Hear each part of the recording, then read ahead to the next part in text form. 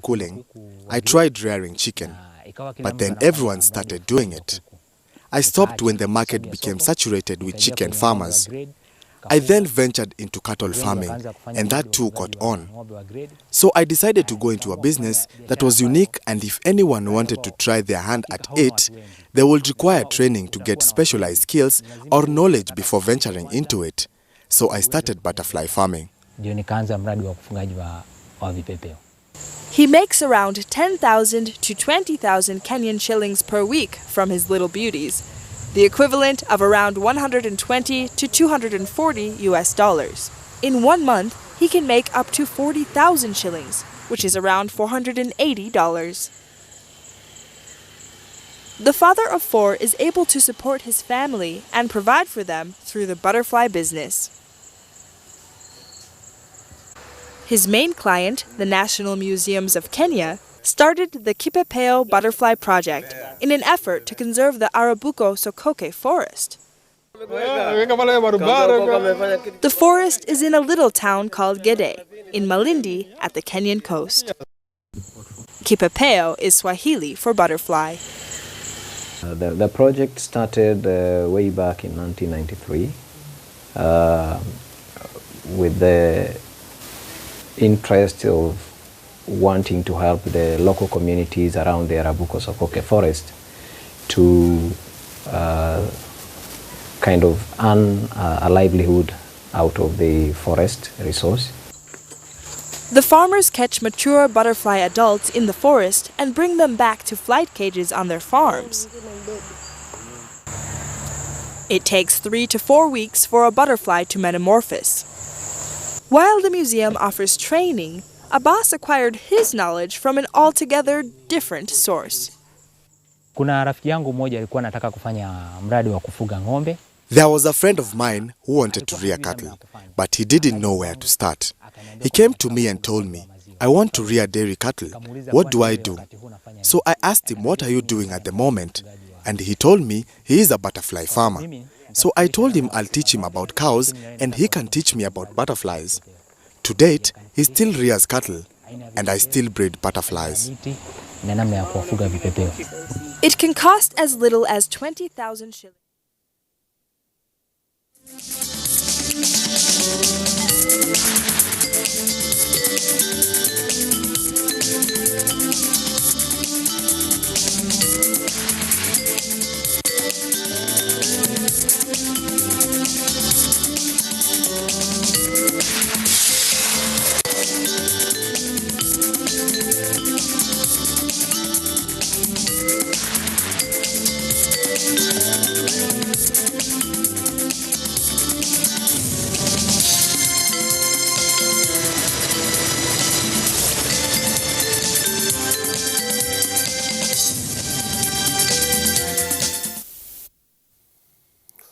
Hello and welcome to Tuesday Live. I am Omini Oden.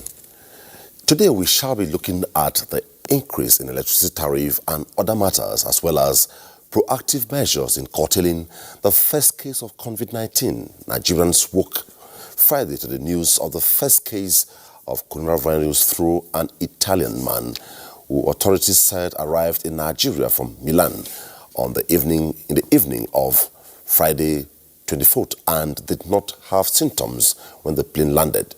Since the incident, governments at all levels and relevant bodies have been walking the talk to curtail the disease. It is in line with this that an interministerial and multi-sectoral meeting on preparedness and response to the global scourge was held in Abuja. A meeting highly commended, given the proactive and synergy to protect people in Nigeria from the disease that has been a nightmare for many countries like France, Italy, Iran, South Korea, Japan and China, the burden country of the COVID-19. To set the discussion, we take this report by Rabi Abdallah. When the maiden meeting of the Interministerial and Multisectoral Preparedness and Response on COVID-19 was convened on the 31st of January this year. Nigeria was in a secured state from the disease. The agenda and focus of this follow-up meeting is therefore a more brainstorming one for obvious reason. Ministers of the line ministries and representatives of relevant agencies involved in the preparedness and response on the disease took turns to highlight efforts and challenges, with the Minister of Health, Dr. Osage Ehanire, driving the health component. Opportunity to assure Nigerians that the Federal Ministry of Health has been strengthening measures to ensure that an outbreak in Nigeria is controlled and contained.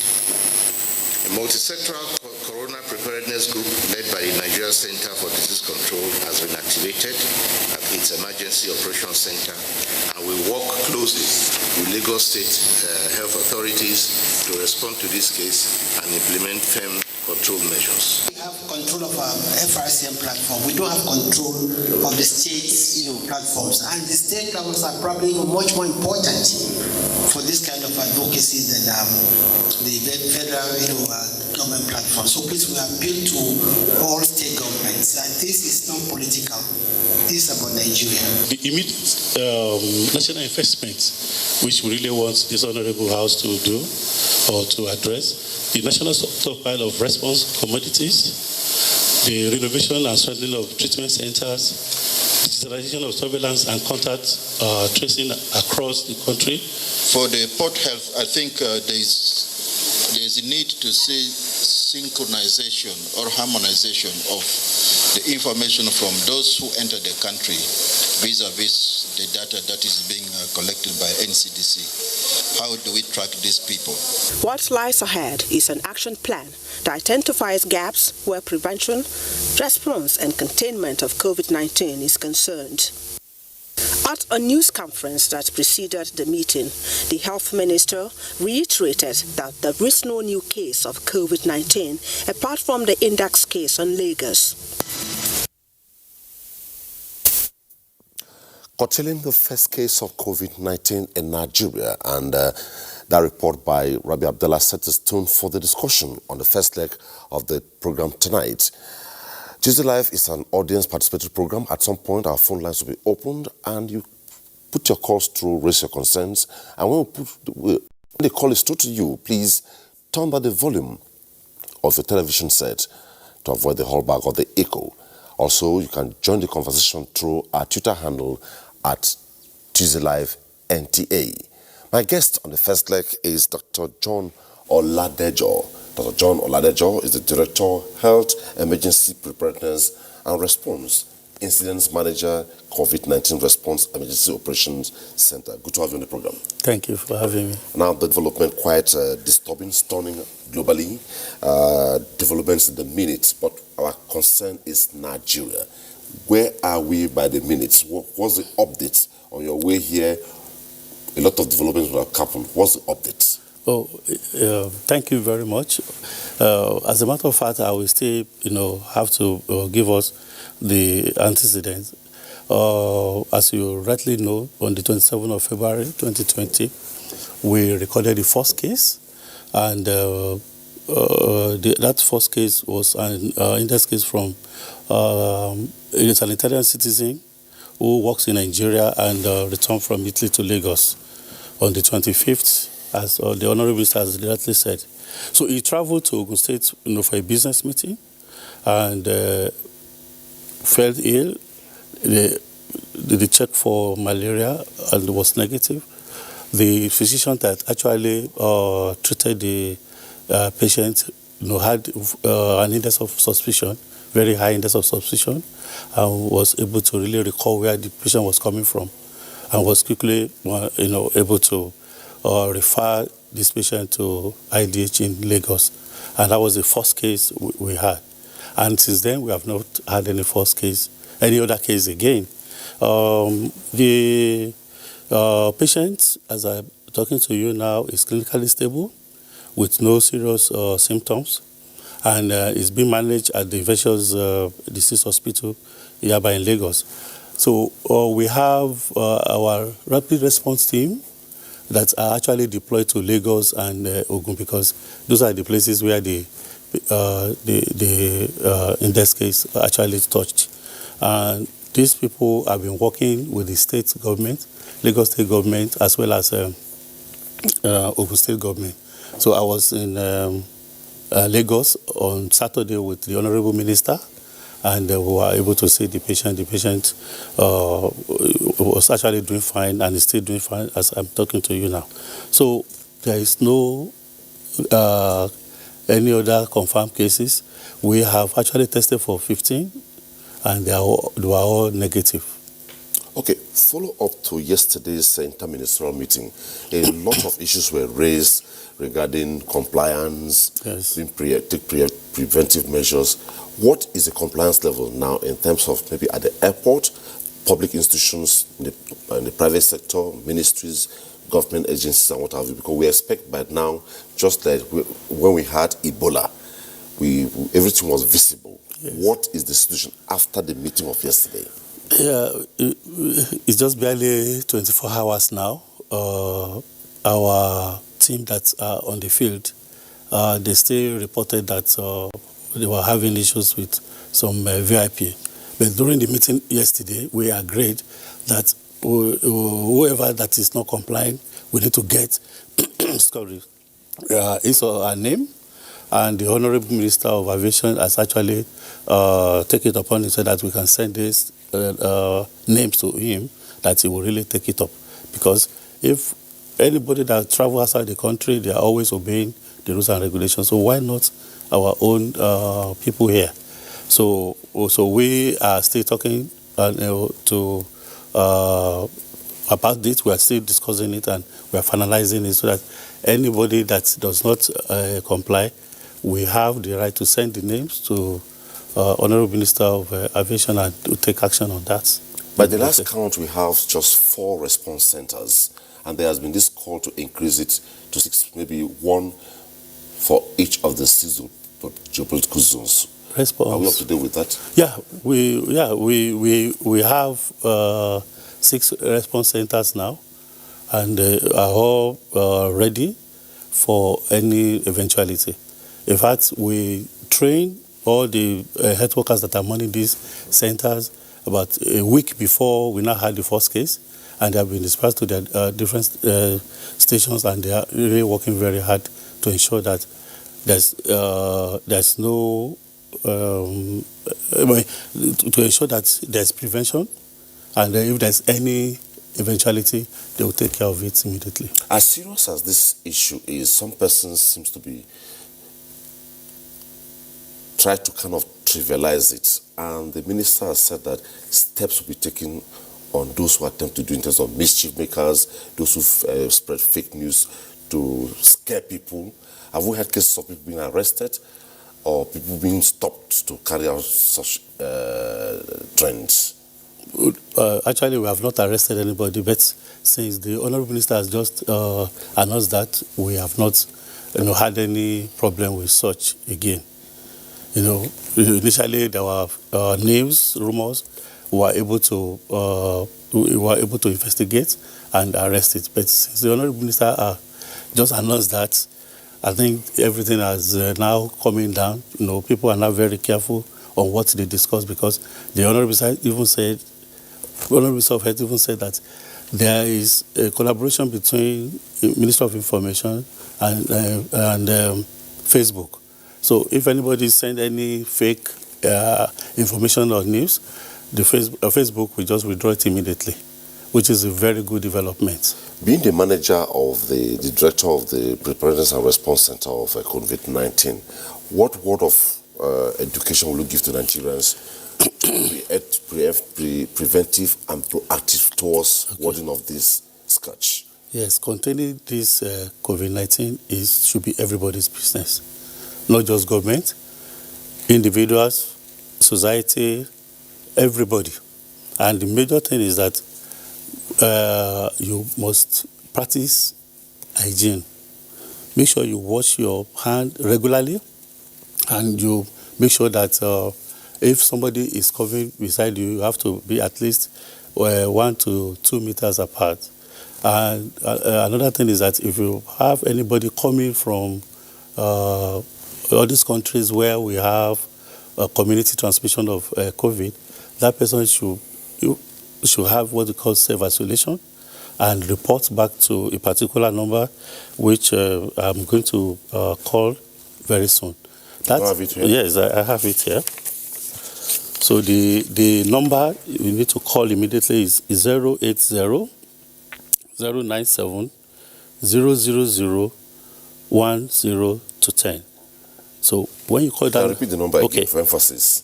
080 0970 0010 to 10. So you have to avoid self-medication, and you have to follow the advice of experts. So these are the things we expect anyone to do. When you are coming from those countries where there's community transmission, like China and those countries I've just mentioned, that person, whether he's actually having symptoms or not, must immediately, contact us. Should not go to any chemist or any pharmacy to say he wants to treat himself. Must contact us, and then we'll take action immediately. What if it is discovered that somebody had the symptoms and tried to withhold without letting the public know? That is the reason why we are screening at all the borders. Okay. We'll be able to get hold of that person. We always get their phone number and their contact. And then we have contact tracers that call them every day, ask them how they're feeling, and ask them to take their body temperature. So if it's above normal, then we take action immediately. We have all our ambulances ready, our drivers, they are all been trained, our experts, they will go there and be able to take the patient down, take the sample or a specimen from that patient and go to the laboratory immediately. Well, for emphasis, the numbers you just called are very, very important. And when these numbers are called, what are we supposed to be expecting? So can you call the numbers again for Nigerians to have it? This is a connect center. They are operating 24/7. If you call the number now, somebody will pick. Call the number again. Okay. 080 09 70 00010. One more time. 080 09 70 00010. The call center is 24/7 since the beginning of this outbreak. Okay. When you arrived, we had a handshake, right? Can we shake it? You want me to shake it? Yes. Now, there is this issue of handshake, and now you registered me. Can you explain properly? Because it appears people try to misconstrue it about handshake. Please educate Nigerians properly. It's a major issue. Actually, our hands, most of the time, we touch things, and those inanimate objects we are touching may be contaminated. So when that thing is contaminated and your hand touches it, automatically it will be the virus will be in your hand. And most people, they're always touching their eyes, touching their nose unknowingly, and that's the reason why you don't need to shake because of this issue. Most of the time, you see people, raising their legs to just call. If you see the Honorable Minister and the Commissioner of Health in Lagos State, they actually did it when they met on Saturday, and it is a sign that please don't just shake hands because you don't know whether that person, has any of the viruses or any of the germs in the hand. So, but you always practice washing of your hand every time. Anytime you want to eat, you make sure, and then you don't touch your face anyhow. Just touching your face or touching your eyes and everything, you can, get infected through that. The other one too is the issue of sneezing. Yes. When you want to kind sneeze, of poses issues too. Yes, sneezing is another way of spreading the any Does it any mean of that these viruses. every attempt to sneeze is coronavirus? No, it's not. But just to be on the safe side that if somebody is harboring or is being infected, not to infect other people.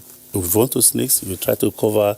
If you have an handkerchief, it's okay, but tissue paper or salvia paper will be very good, where you just sneeze into it and dispose it immediately. And you always cover your dustbin or wherever you drop it, so that this virus doesn't move around anyhow. So it is very, very important we practice hygiene.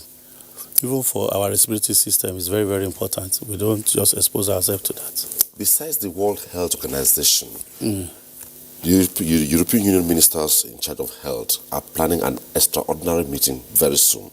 What's your response to this? And also, besides what the Nigerian government has done, the inter-ministerial briefing yesterday, where so many decisions were taken, are we expecting an emergency meeting very soon across the health value chain in Nigeria? Yes, because we are to not sustain the advocacy. Yes, we are. Initially it was preparedness. Rabi was mentioning that on the 21st of January, but now we are now in the response phase. We meet every day at EOC to discuss matter relating to this, take decision, and immediately execute the decision. So the highest body, which actually met yesterday, they have loads of decision taking, and we have technical people that are going to carry it out. So immediately these are carried out, they will meet again to review what has been done, and then to know whether there's any challenges, whether they have a challenge on that, and then resolve the issue. They are the highest body, and that is the reason why we are saying that those that are not complying at port of entry, they knows how to deal with it. Our own is just to report to them. I know very well that the ministry, the media is key to this. Yes. We have the NTA, FRCN, but they've been doing National fantastic Health job. Agency. When are we going to have messages besides the English language? Like in Hausa? We have all this in our office. Okay. We have the IEC materials for major languages in Nigeria. Not distributed? Well, what we did was we have it in a soft copy, and then we send it to all the states of the Federation, so that they will look at it again and adapt it to their own local language. So as I speak to you now, we have sent all this, including the advisory, to all the states of the Federation. The commissioners were involved, all the directors, all the people that are working in the Ministry of Health. So we have it, everywhere. So you can be part of the conversation tonight on curtailing the first case of COVID-19 in Nigeria through our phone number displayed on the screen, also to our Twitter handle at Tuesday Live NTA. And the next question I want to ask you, Doctor, is what about schools, private and public schools, from the primary, secondary, tertiary level? Are the campaigns and the advocacy taking place side by side? Yes. The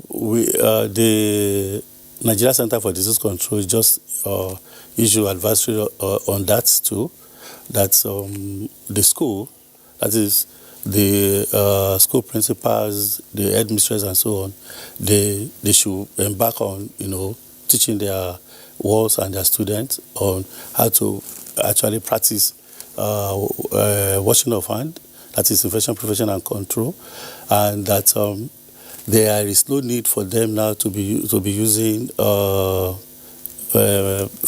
mask, because we were told sometimes that some schools were saying that they should buy and bring it to school. So there is no need of that particular now.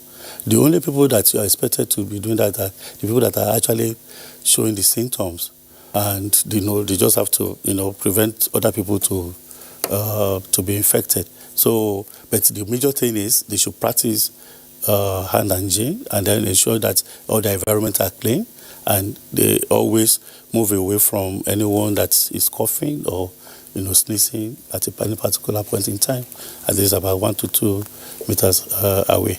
Okay, the Lagos State Commissioner for Health, at about a few minutes to 8 this evening, confirmed to Nigerians that the Chinese national, a few days ago, tested negative. Yes. What about the latest one? in Abuja here. Okay. Can you give us an update? Yes, the letter was in Abuja this afternoon. We took the blood sample. We took the oropharyngeal sample swab of the patient, and then it has been sent to our lab in Gadua. So in the next few hours now, it will be ready, and the Honorable Minister will announce of it.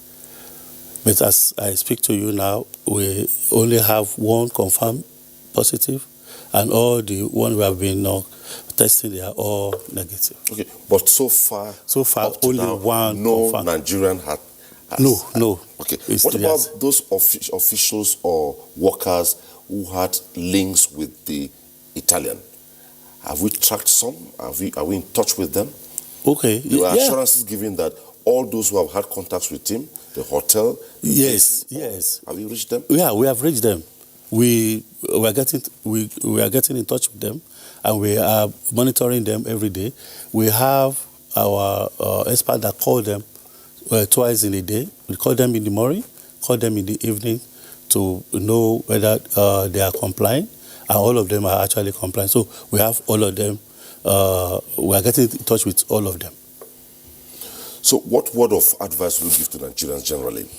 What word of fear, mischief, fake news? Yes. Because it's trending everywhere. I know. People are capitalizing on the development to say all sorts, yes, post all sorts, share all sorts. Yeah, we are actually battling with fake news and misinformation, which is causing a sort of strain on our time and resources. But I will urge Nigerians not to panic, because that one will cause a lot of issues again. So they shouldn't panic. The Federal Ministry of Health and the NCDC are on top of this situation. We are on top of our game. We are actually containing it. The incubation period for this particular virus is between 2 to 14 days, and the average ranges between 5 to 6 days. So most deaths occur among the elderly and those people that have comorbidity. So they should not panic at all. All what they need to do is just to practice hand hygiene, and they will be fine. Okay. Dr. John Oladejo. Yes. It was nice having you on Tuesday Live tonight, and I believe we appreciate your up-to-date information you're giving us on the latest information on COVID-19 in Nigeria. Thank you so much. Thank you. When we return, we'll take the second leg of the program tonight, which is sustaining the conversation on increase in electricity tariff in Nigeria. Don't go away. Thank you.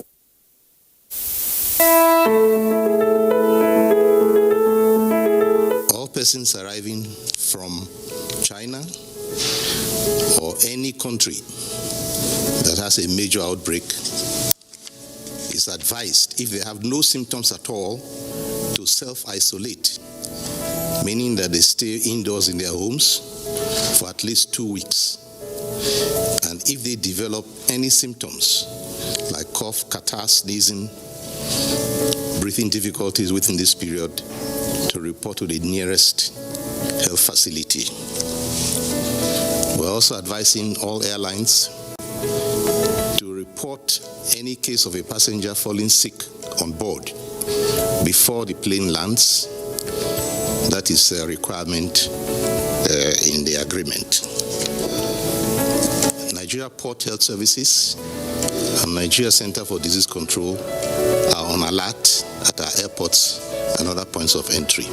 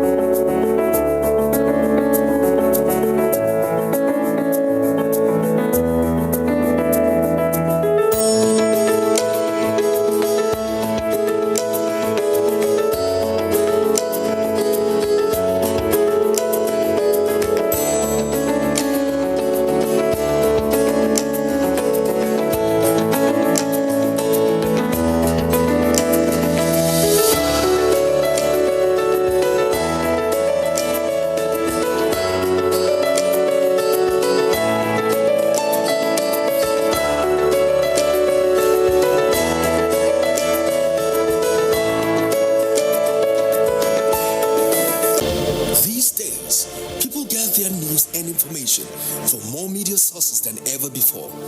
Some of the news and information given are fake, unverified, doctored, and manufactured to create confusion, stir disaffection, and cause disunity. Before you believe or share any news, ask yourself, is this real? Is it from a credible source? Is it verified or verifiable? Fake news is dangerous, whether you do it for fun or for political gains. Real people can get hurt. Fake news, don't create it, don't spread it. This is a public service announcement from NTA. You can follow us on all our social media platforms: Facebook at NTA Network News, Instagram at NTA Network, Twitter at NTA News Now, YouTube at NTA News Online. Or visit www.nta.ng. For live streaming, visit www.nta.ng/live. Now, you can stay updated on the go, be it on your TV, iPhone, laptop or iPad, or download the NTA mobile application from your Play Store or App Store. NTA, you can beat the rich.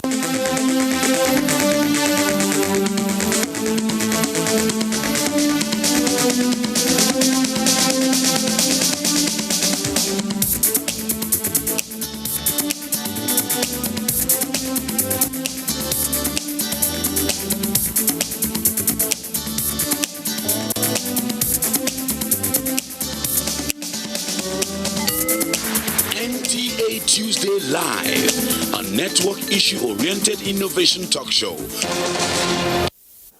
Thanks for staying tuned on the program. And our second leg, we shall begin at sustaining the conversation on increase in electricity tariff. A new electricity tariff approved by the Nigerian Electricity Regulatory Commission, NEC, is expected to take effect from April the 30th this year, for which the 11 electricity distribution companies DISCOs are to key in. There are, though, speculations that the envisaged increase is more than 50% and has raised questions that include: where are the prepaid meters that consumers are supposed to use to regulate their consumption, and outrageous estimated billings and believed to be empowering the DISCOs at the mercies of the consumers. On the other hand, are arguments supporting the increment that will, among other things, help in stabilizing electricity supply and resolve the problems of country's power sector. Other areas of concerns are on huge expenditure of government in capacity improvement across the value chain in the sector already privatized. The development that has given rise for calls for the electricity sector to be patterned like the telecommunications, where subscribers are investing greatly in the sector, but how much of education is done on the importance of funding? How well has the DISCOs kept with their words of providing meters for the populace? Is the April deadline set by NEC feasible? Answers and more after this background report put together by Hamza McCarthy.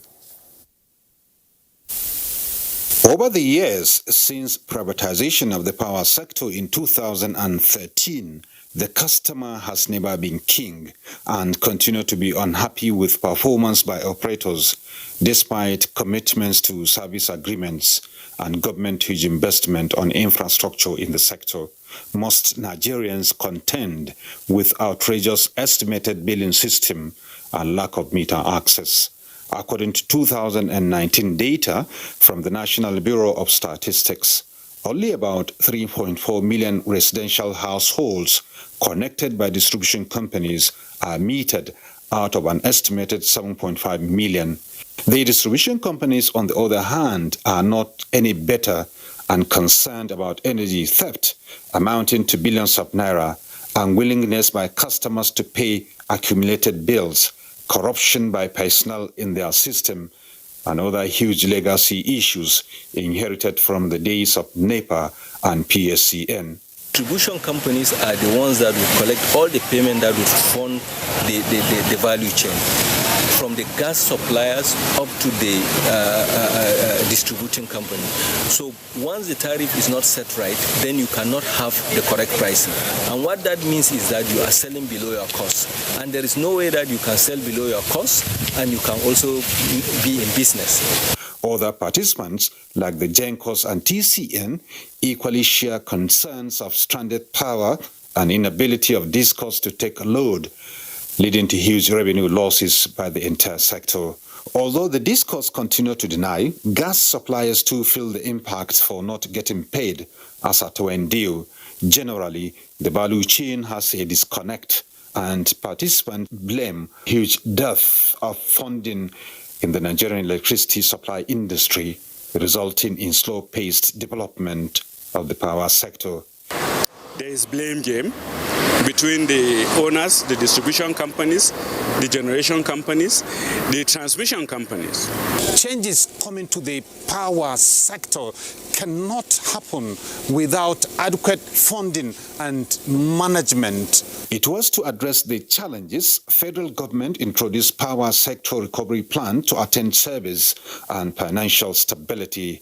Similarly, government injected more than 700 billion naira between 2015 and 2019 to address shortfall in revenue, aware robust electricity supply is guarantee for economic growth and stability of the nation. Recently, the ad hoc committee on power sector under Governor Nasir El-Rufai of Kaduna State says 1.7 trillion naira was spent by the federal government in 3 years to fund the sector. As part of ongoing national conversation in fixing the power sector, stakeholders are demanding the Nigerian Electricity Regulatory Commission to be more effective in carrying out its mandate. Sustain the conversation on increase in electricity tariff in Nigeria. That report put together by Hamza McCarthy sets the tone for the second leg of the program tonight. And you can be part of the conversation when our phone lines are displayed on the screen. Put in your calls, raise your concerns, and they will be addressed. Also, you can be part of it through our Twitter handle at TuesdayLiveNTA. Also ask your questions, and when our calls are through to you, please turn on the volume of your television set to avoid a callback. My guests I have in Abuja, we shall also be going to Ibadan Network Center of the NTA. My guest, I have Dr. Sam Amadi.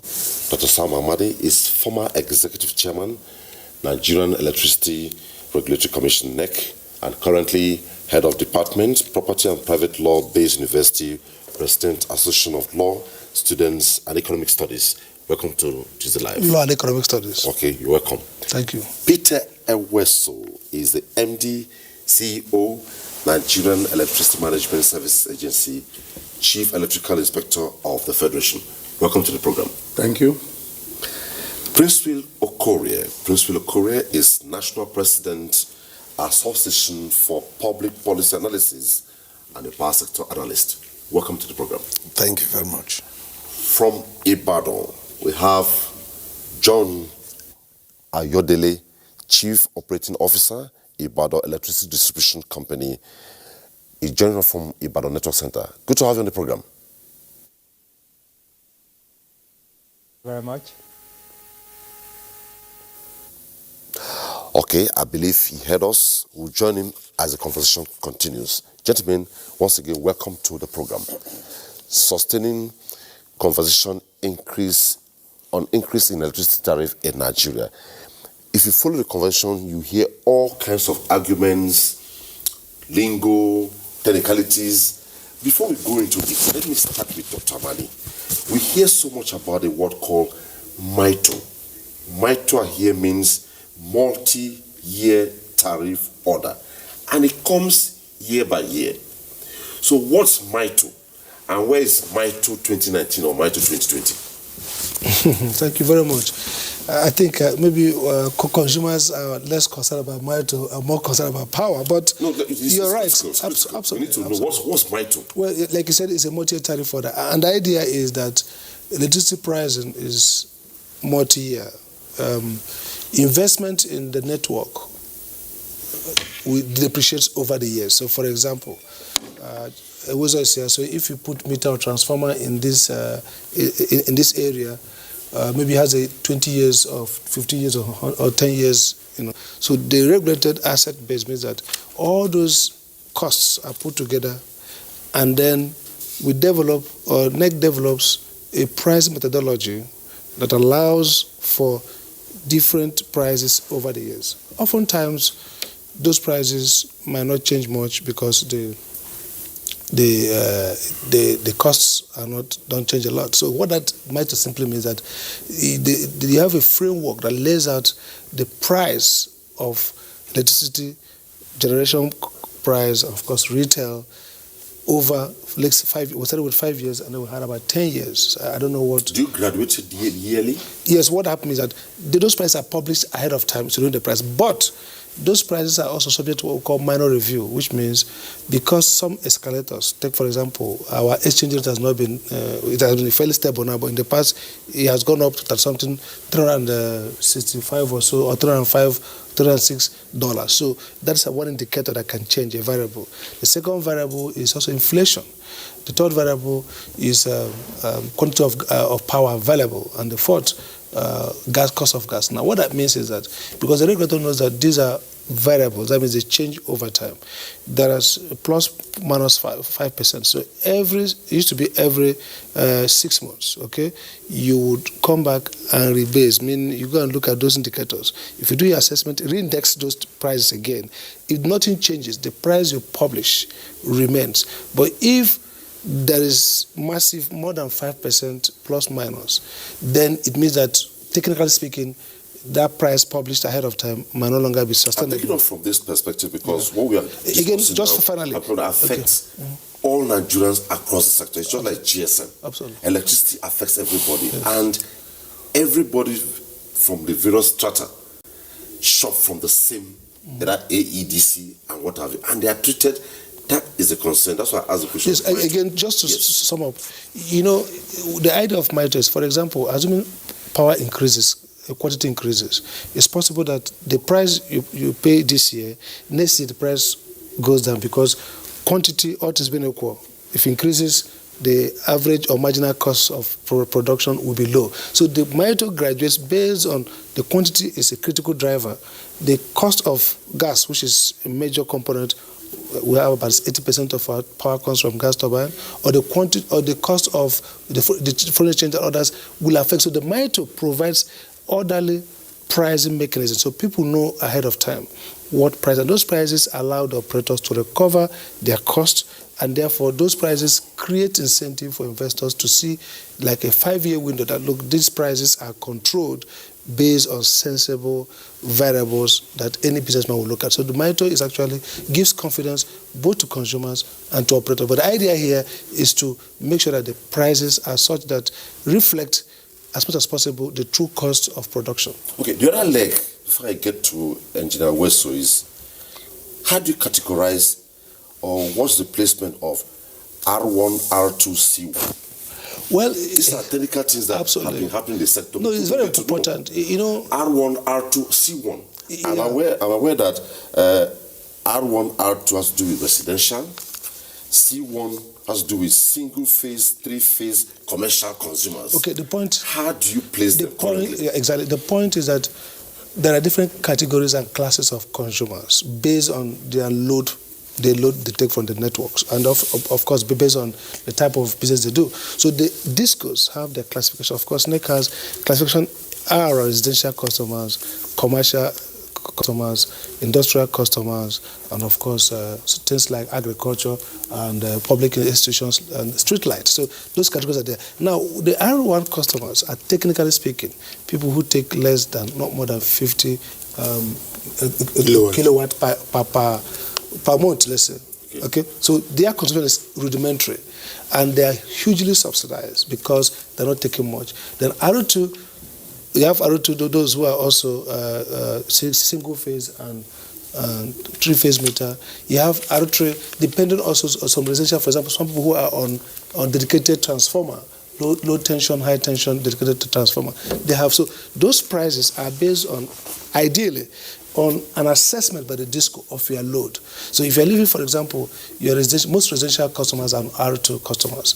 So they're going to be either single phase or three-phase meters. And the phase actually reflects maybe to an extent how much stability you have in power, so you can change if you have more phases. So most of us are R2. Now, many of the big households with maybe mansions, people like living in Hilltop, could be in R2. Now, the C customers are commercial customers that also phase C1 would be maybe, take for example, the pure water manufacturer, the hairdresser, the C2. So based on the load that you take, and so the problem has always been that sometimes customers are misclassified, and then they come and complain to the regulator or to the DISCO to properly classify them.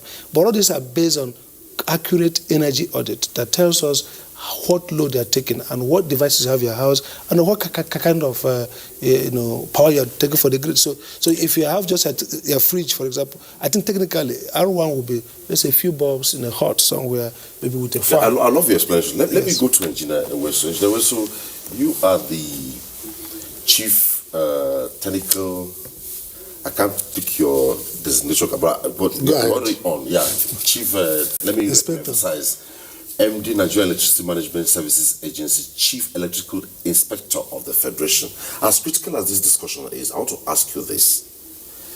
Enumerated consumers, as at 2012, we are told is 5 million. But as at 2019, it is 10 million. Metered 4.8, non-metered 5.2. How did you arrive at this? And where are we with it, middle course? How did you arrive at this? Well, I think these are data that actually are gotten from the regulator, because at the time the regulator actually did their first assignment when the privatization was to kick in, they then needed to know what is the customer size. And at that time they find the customer size was 5 million. And at that same time too, not all the 5 million consumers were actually metered. But as you try to close the gap, the metering gap, you find that the number of customers that are coming into are increasing at a rate too that actually you find you are not really getting close to closing the gap.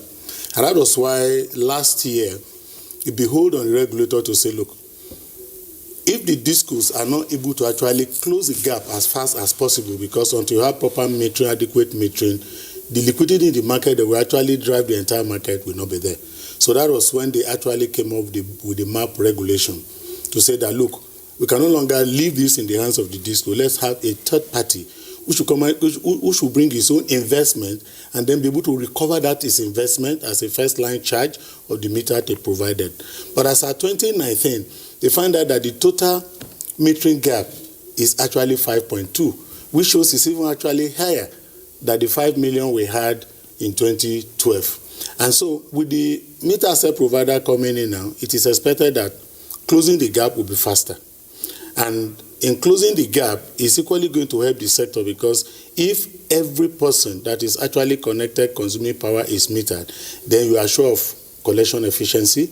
Then the investor will be able to actually recover the money, because the DISCOs who are the tail end are actually the one who provide the money to run the market. They pay the transmission, the wheeling capacity, they pay for gas, they pay for the manpower capacity within the sector. In fact, they pay for everything. And so presently now, what is standing is that we have 5.2 million metering gap. And so under MAP, the DISCOs have given us their projections, which shows that gradually from 2019 up to 2022, this 5 million will be closed up, and actually anticipating too that definitely at that time too, a lot of new customers will have come in. So a total number of metering statistics as at 2022 will be about 6.3 million meters, which as you are closing, you expect new ones to come, and then to take care of those additions that will come, that's why you actually have is over the 5.2 million that we have. So at where we are today is that the metering gap is being closed. The meter asset providers have come in. Unfortunately, there is a challenge. The challenge is that as at the time the regulator was fixing the price, that's like the former chairman said, there are a lot of indices that are used to determine what is the actual cost of energy. It's the same thing with the meters. As at the time this cost was being put in place, that's the import tariff, that is the charge by custom, was about 10-15%. But as at the time the map now kick in that the meter set provider were now supposed to bring in the meters, unfortunately the custom tariff has gone up, and so this one too has its own shock, has its own challenge on this on the provision of meters. Okay, I'll come back to you on other legs of the issue. Now, Prince Will, you are more or less here speaking for the consumers. Dr. Amadi has been there and is still a stakeholder. Weso is there. Before I go to Ibadan, can you give us an overview of the situation as much as you don't have all the time? Thank you very much. From what Dr. Amadi has said and what Oga here has said, it is clear that the privatization of the power sector ab initio was faulty. It was not done on sincere grounds. How can you say 5 million metering, or 5 point something metering gap, or predicating meter on 5 million in a country with almost 180 million citizens?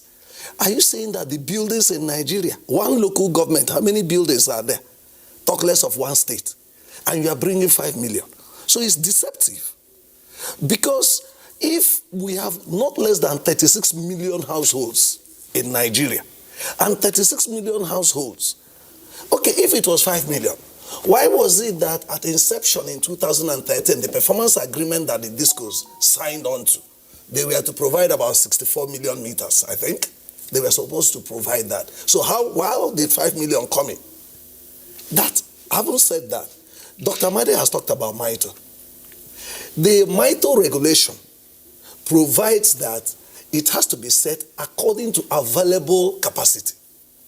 As we speak today, available capacity is 7,000 megawatts, but the DISCOs are transmitting 3,000 megawatts. You can confirm this from generation companies. Now, if the DISCOs are raising tariff, the NEC is raising tariff, and they are basing the increase in tariff on utilized capacity, that is 3,000. It's shortchanging the consumers. So if you look at the governance system of the sector, there's no seriousness there. For instance, BPE is representing federal government. And we are told that state, federal and local governments own 40% in the privatized companies. The question is, how are the states participating? How are the local governments participating? Then again, the question is, how was consumer enumeration done to arrive at 5 million consumers or households? If there was genuine enumeration, like I come from the southeast, the 5 states, they have 97 local government areas. In these 97 local government areas, no state there is less than 3 million persons. And these 3 million persons, no state there will have less than 2 million households. Now, if 2 million times 5 is 10 million in one geopolitical zone, the least geopolitical zone, then think about the north, think about the southwest, think about the south-south. So the governance system ab initio was not properly harnessed. Again, the consumers were not put into the picture properly. You could see what happens in the sector. Immediately NEC came on board. The distribution companies formed ANIDS, Association of Electricity Distributors. And the ANIDS are playing advocacy role in defense of the DISCOs. But there is no consumer group. The government has not even found it worthy to say, look, because of social service, because of the relevance of the sector to social and economic development, government shouldn't see consumer protection issues in the sector as if we fund consumers is not proper, let them fund themselves. But you will look at the crisis in the sector now and look at the way the whole thing is going. If the consumers were organized and supported to play their role, they will raise issues. You can't just raise MITO. Look at, for instance, last week, NEC did consultation in the North Central at Merit House. How many persons were there? The North Central has Kogi. I think Kogi, Abuja is included. I think whether Niger or how many states are in North Central. But you could see in Merit House, not up to 100 persons were there. And you're doing consultation. Now you have local government councils, 774 local government councils in this country. How many local governments were represented in these consultations? Then you just bring a few persons at the center of the city and tell them it's consultation. But again, are the consumers educated? Like what Dr. Sam Amadi has explained here. How many consumers understand what MITO is? How many understands this R1, R2? Like if you ask Dr. Weso now, how have they related with consumers? Even INEC relates with civil society groups. The question we keep asking is, why is it that agencies under the power sector avoid civil society groups? At this point, let's go to Ibadan. Ibadan now, we have a disco there, standing in for the discos, where John Ayodele, Chief Operating Officer, Ibadan Electricity Distribution Company, is joining us tonight.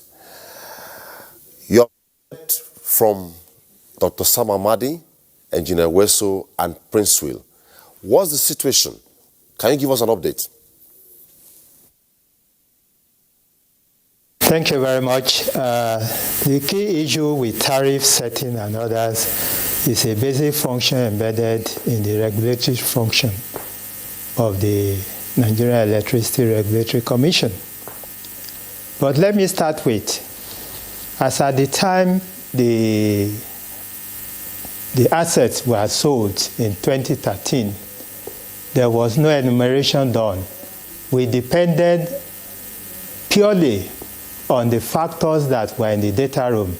And at that time, we all realized that the union and government were at loggerhead. So there was no due diligence done in the sector. So that warranted that as soon as the new owners took over, the first thing they embarked on was customer and asset enumeration. So some of the figures you are hearing today is coming out from the customer enumeration that was done. In Ibadan, we did our customer, we have not even finished, but we are almost like 98% on the end of the customer enumeration. We did it with the latest technology.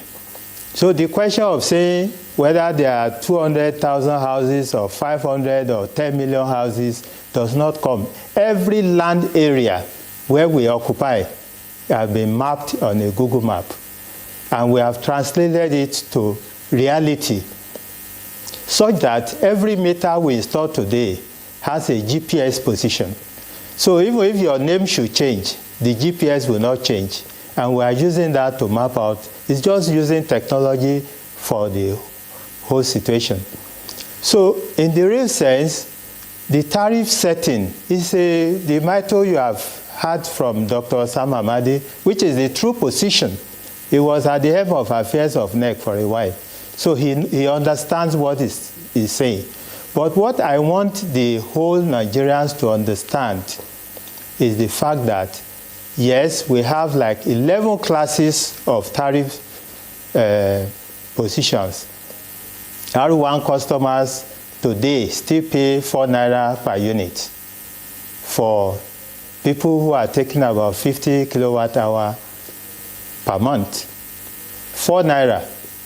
Today, there is no power. The power that we buy from the grid is almost at 22 naira, 23 naira, depending on the situation. So you can see that if I buy electricity at 22 naira per unit, and I sell to anybody at 4 naira, you can see the big loss that is there. R2 customers is not better. For all R2 customers, which is like ordinary residential people, it could be single phase, it could be 3-phase, I'm still losing about 3 naira. So the tariff is such that those who are on the high end industrial, like D2 and D3 customers, they pay like 47 naira.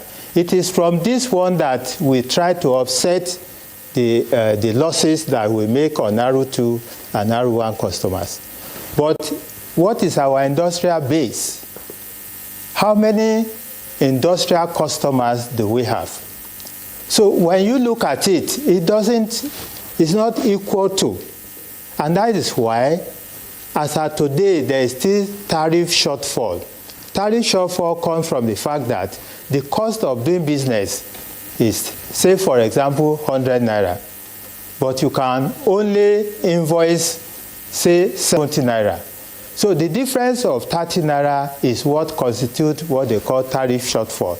So if anybody is talking today that government is investing in this business, it is because government did not allow tariff to get to cost-reflective tariff, and therefore government had to subsidize the cost of doing business. Most of us realize that the people who are there are businessmen. They are not Father Christmas and they are not anything, so they are there to make money.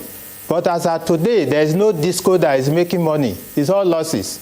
If you go into the books of every disco, most discos are owing between 100 billion and 200 billion in the sector.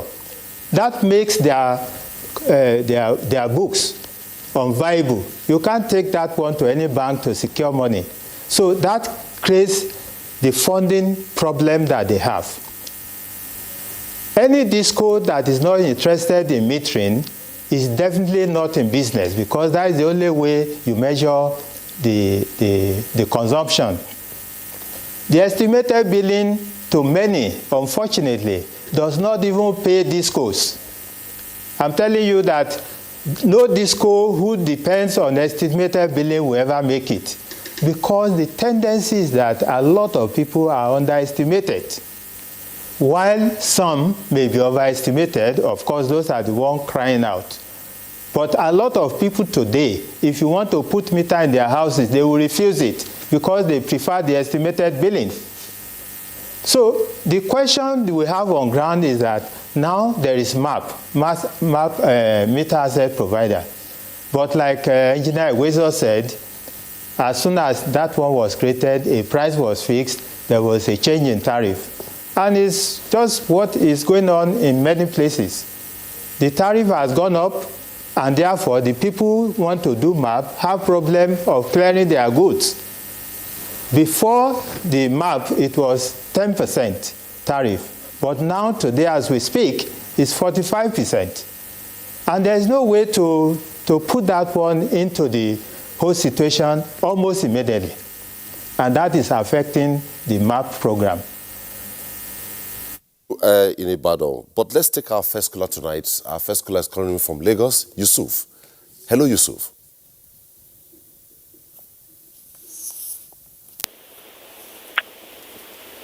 Hello, Yusuf.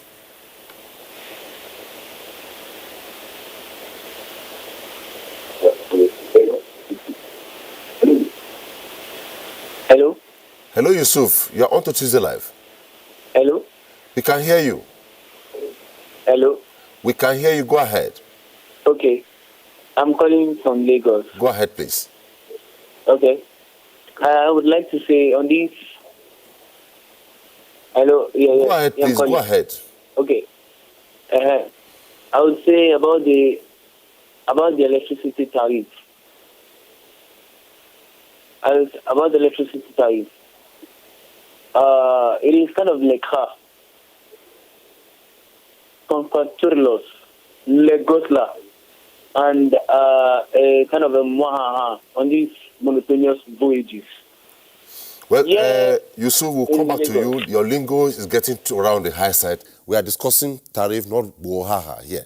Thank you so much. Well, we have a couple of reports, and for your information, you can be part of the conversation. Put in your phone calls through the number displayed on the screen, and also through our Twitter handle at Tuesday Live NTA. Before then, let's take a couple of reports. The very first report is coming in from Port Harcourt.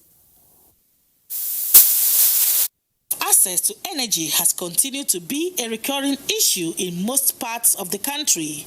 About 40% of the population does not have access to electricity, as the electrification rate in Nigeria stands at 55% in urban and 36% in rural areas.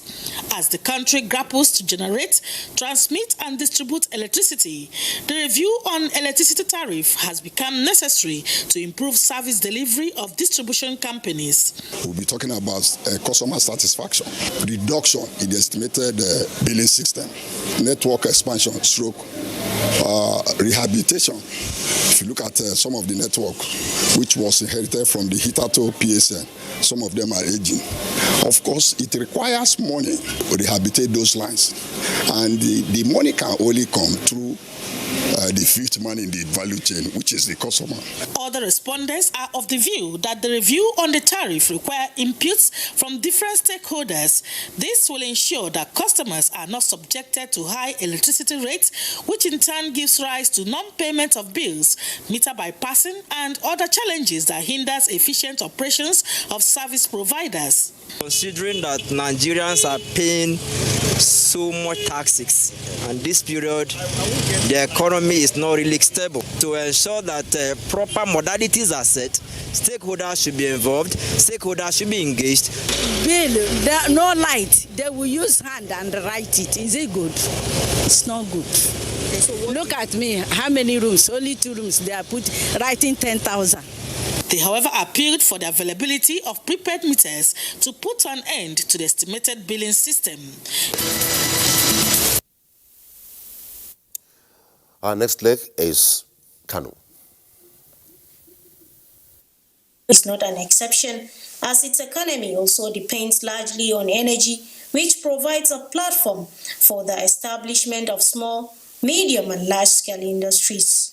Investigations, however, reveals that even with the privatization of the country's power sector and the introduction of the prepaid meter by the distribution companies, which is meant to bring some form of relief, people are still groaning under outrageous billing and incessant outage. 42-year-old Abdulaziz is among the many Kano residents who depend on power as a source of livelihood and is already apprehensive of the planned increase in electricity tariff. Not be really happy because most of us will even decide to allow them to disconnect our lights so that we'll be using our generator really, because it's even more safer for us, because it's not helpful at all really. Even if they bring a light, they are low current. While management of Kano Electricity Distribution Company on its part attributed non-payment of electricity bills by consumers as one of the many factors inhibiting effective service delivery. We want customers to look at and everybody to understand that the liquidity, the money, the tariff is the only way you get money to the entire value chain. If there's more money within the sector, there will be more improvement in upgrading of network, the issue of metering, and the power will become more reliable. Increase in inputs of production will definitely affect the prices of goods and services. People of vested interest are, however, advocating for the harmonization of electricity charges across the country rather than increasing the tariff. That report from Kano links us to this caller from Kano, Muktari. Hello, Muktari.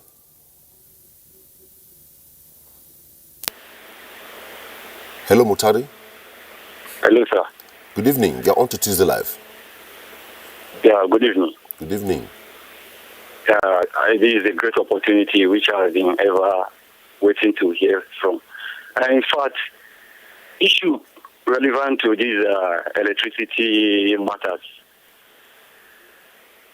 In fact, what the last speaker have just said is beyond satisfiable. Why am I saying it? He is not speaking to the thought of the common Nigerians, because this electricity problems has become a great problem. In the market index, when business is being sustainable and is being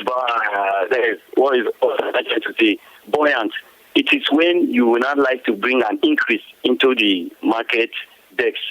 But in a situation of light matters, which is confronting Nigeria entirely, you could believe me that the commoners that are using this electricity are not even enjoying the light which it is being so-called being privatized for over some decades. Today, even myself, what I experience, I have even paid a bill without even having meter. I've been a tenant for quite 17 good years where I'm living. I seek for meter before the privatization of this electricity board. And why the last speaker is telling the audience that people are running away to get a meter, I know the importance of meter use. The bill which I've paid right today when the NEPA authority came to my house, because of the money they are generating, nobody was even trying to access that money which they are even generating. Then they keep on making a balancing excuse on Nigerians. What am I trying to say? The board itself, there are corrupt practices within their systems. This is something they're supposed to look upon. And also, what the first speaker has just said, Dr. Amadi, telling the Nigerians that they are trying to provide 5.2 million meters to Nigeria. How many are we in the society? Over 180 million Nigerians, and you are telling Nigerians that it's only 5 million meters you are providing. How can this solution can be done? In fact, I've never seen a worst sector like Nigeria electricity generation, which today they are more corruptible than even the Nigeria police force. Please, in fact, if really they want justice to be done in that sector, they need to call on board both the common man in the street, so that it will also be a committee, so that they're able to hear individuals' opinion, how to move this sector forward. Thank you. Thank you, Mutari. Quite emotional there. Well, fundamentally, the man from Ibadan raised serious issue. I know that the issue of increase in electricity tariff, the consultation is on. So it is neither here nor there for now.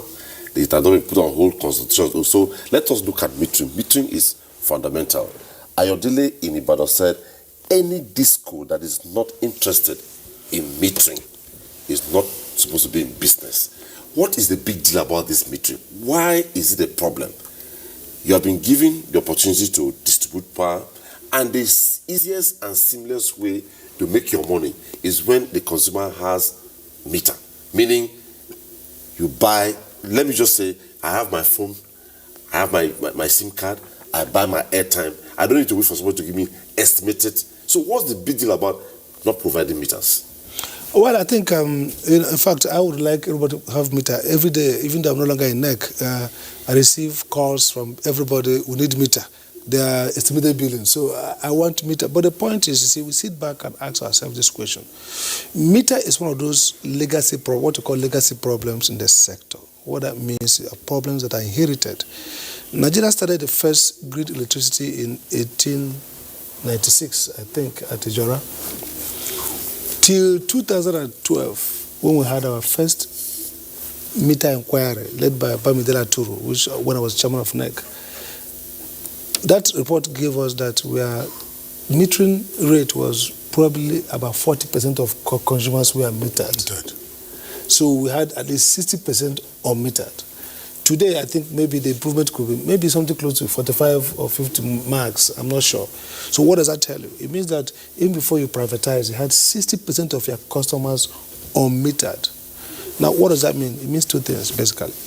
It means financing. It means that somebody has to buy the meters and install them. So like Ewesu said, meter has a cost component, okay? Now, two problems.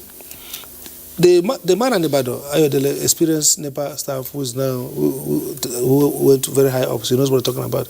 Every disco ought to care about metering, because the way it can protect your revenue is that you meter your customer, so you can predict what your revenue is. Unfortunately, with huge unmetered customers, they resort to estimation, which technically rips off the consumer, but also can also affect discos in terms of loss of revenue. Because truly, there could be consumers, a few of them who may not be properly estimated. And that's why NEC in their new capping says, if you're already consuming billed below the cap, you continue on that below. If you are more than the cap, you pay the cap. Okay, now look at the issue. The problem in the sector is that when we privatize, before privatization we had a problem of metering, but when we privatize, those who bought the asset gave a projection when they will meter their customers. That projection is not even full metering. But the point is that they needed financing. And part of that financing is that it's a double whammy. You have to recover that financing from tariff. Losses are high. Power, for example, by the time we left, we're already projecting maybe about 7,000, 6,000 megawatts by now, which means supply to homes. Not technically we have 7,000. Sorry, if you don't mind, let me just take this caller from Sapele. Daniel is calling in from Sapele. Hello, Daniel.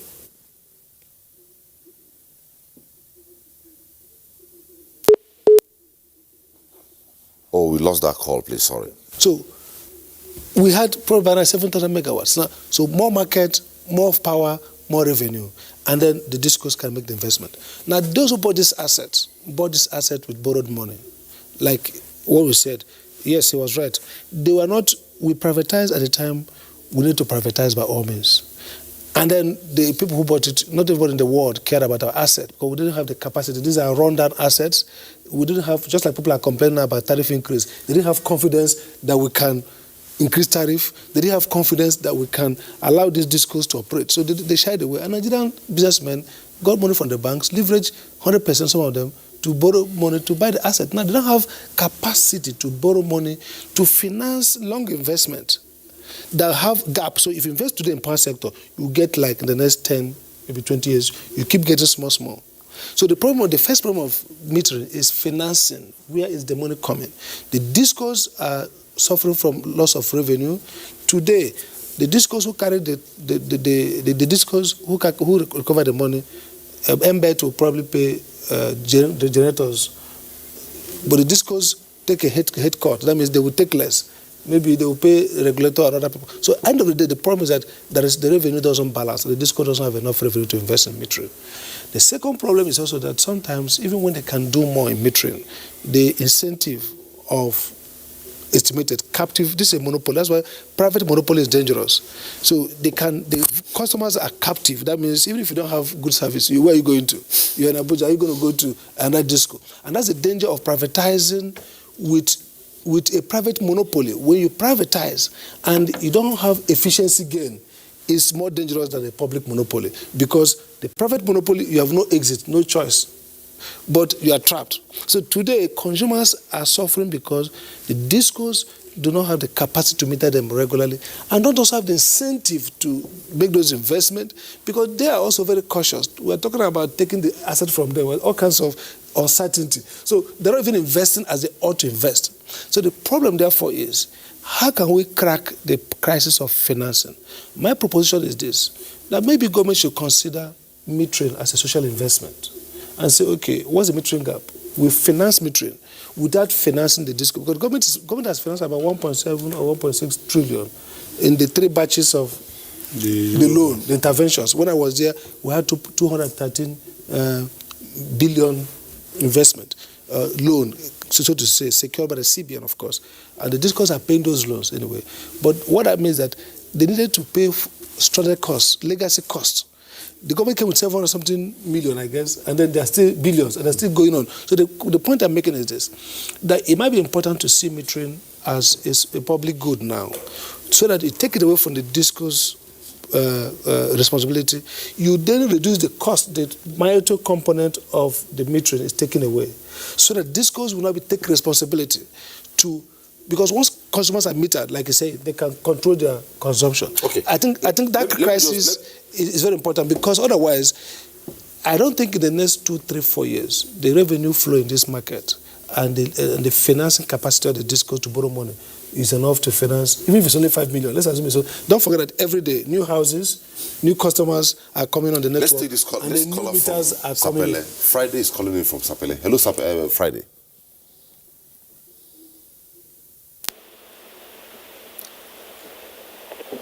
Hello, Friday. Yes. Go ahead, please. Yes, I'm speaking from Sapele Delta State. Go ahead. You are speaking about electricity.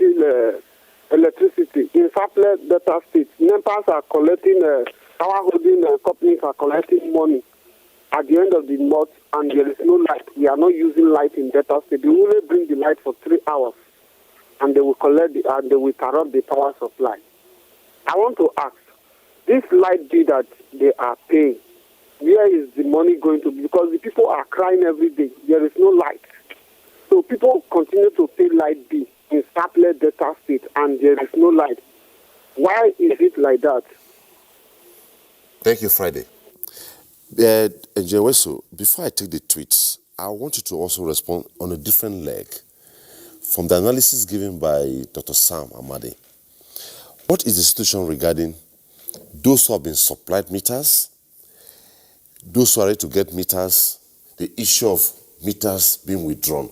Were the meters not subjected to technical tests before being issued? When you say withdrawn, is it the one they are decommissioning? The one they are decommissioning, yes. I think maybe let me come through another angle. It raises a lot of concerns. Yeah, because like he said, actually, before now, myself, I didn't know how enormous the cost of metering was until recently, when this tariff came in. When meter has actually been assessed, you say it's 37,000, the other one is 76. I will now find out that with this tariff increase, that means the one that is 37 really will be going to almost about 57,000. So you can see.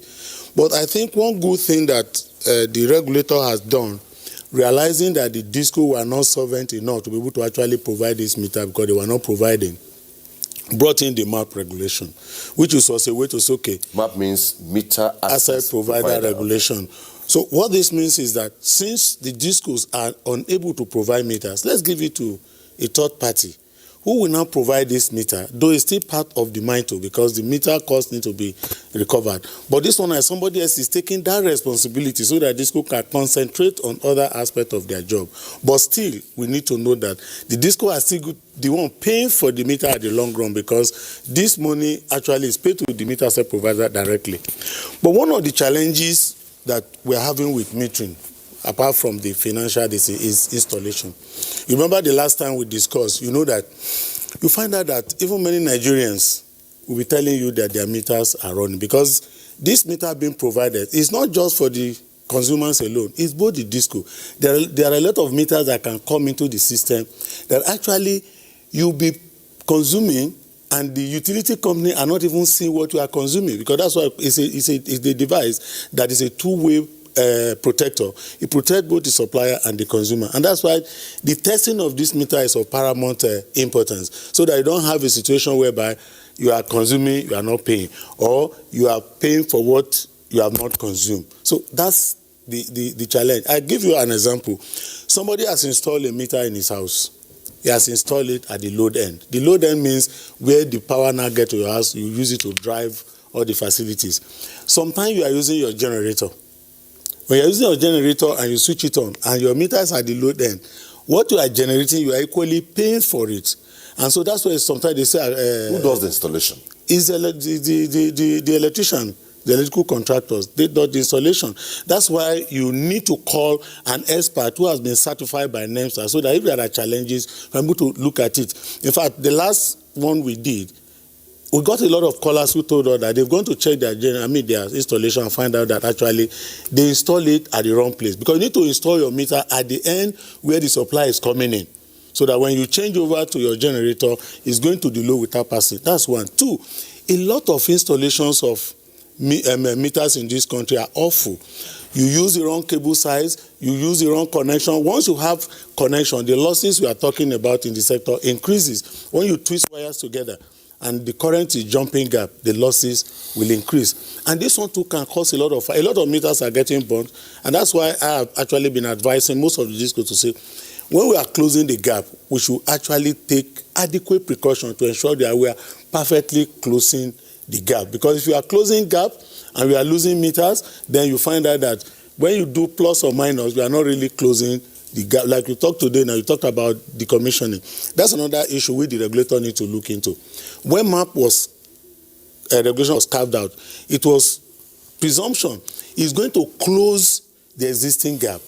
But today, when any DISCO is decommissioning meters, and we are taking from the MAP for the decommissioning meter, we are no longer closing gap. I get my point, because already those meters we are decommissioning are actually being taken as part of the metered ones. Let me just hold you there, sir. We'll take a report from Lagos and Vox Pop, but quickly, let me just read out this tweet sent in by Nigerians. Abdulkadir Audu. I believe Ayodele from Yodo is listening, and the Prince will take note too, and all of us, because there are a few you may need to react to here. I so agree with the CEO of Ibadan Disco. Most customers living in the city centers are underestimated. They most times avoid to be metered. That's an agreement principle. Ahmad says, sir, there is a lot of corruption among the officers, more especially those that distributing bills to our homes. They don't want you to put that meter because they are getting because of what they are getting. But if you apply for meter, the money goes to government, so they don't want it. So I hope you get me. That's a tweet. Abdulkadir Audu, thank you, CEO, but note that unmetered customers in suburbs are overestimated. Al Farouk Ahmad, so let government put eyes on them because the problem is not ours about the meter. Thank you. May God bless you all. Kafa Adewale, good evening, host, and regards to guests. My question is, with the huge amount of government invested into electricity and Nigerians are not getting it free, and the discos still exist in business, complaining not making profit, who is deceiving who? God bless Nigeria. Last on this series, I'll say, said Oga Princeville, that was an excellent summary. The idea from the onset was completely faulty. Those are the tweets for now. We'll take more, but let's quickly go to Lagos. After Lagos report, we'll take Vox Pop from Nigerians, then we'll take Princeville and go to Ibadan and go run again. Report from Lagos. The Nigerian Electricity Regulatory Commission, NEC, in its December 2019 minor review of multi-year tariff order 2015, announced that there will be electricity tariff increase come April 2020. Reasons for the increase, the Commission says, is to bridge the revenue shortfalls in the sector. The issue of repairs, people even contributing money to buy their pole is a shame, and we regret it. But those things continue because the product is not being sold at the appropriate price. The step has, however, remained condemned by virtually every electricity consumer across board. We only base on generator for 24 hours. They don't have to drive people around, cut their life before they get their money. But since you have decided not to give people prepaid meter, they keep on tapping your lights, you keep on carrying ladder up and down. Respondents further explained that with the already biting economic situation in the country, increasing electricity tariff will adversely affect the outputs of both small and medium-scale businesses in Lagos, a city best described as Africa's commercial hub. Now that they have not increased the light, it's affecting businesses.